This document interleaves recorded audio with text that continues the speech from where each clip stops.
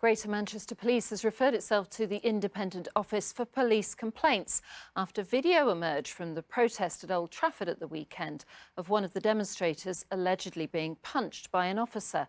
A 28-year-old man was later charged with threatening behaviour, throwing fireworks and obstruction. Now, it was one of last week's most popular and most bizarre stories. Operation Mallard, one man's mission to save a family of ducks who'd nested on the 9th floor of an apartment block here at Salford Quays. The ducks were so happy on his balcony, they returned this year to raise a new family.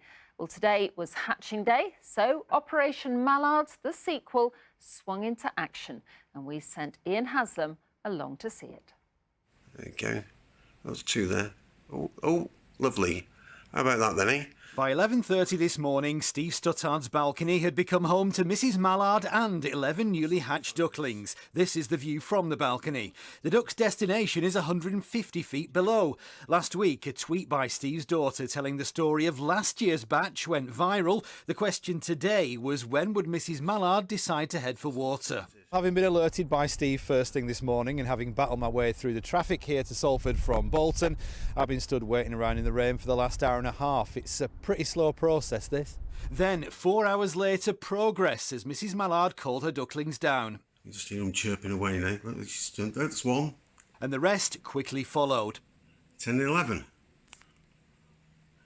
All down. Also down, at ground level, was an anxious Mrs Mallard. So Operation Mallard 2 began with Steve lowering a bucket of ducklings from his apartment, a task made more difficult by swirling winds and occasional rain. So now the ducks are finally on their way down in that yellow bucket. As situations of jeopardy go, this is right up there. As was the bucket for about 3 nervy minutes, until finally they made it safely into the hands of Steve's friend Neil. Job done.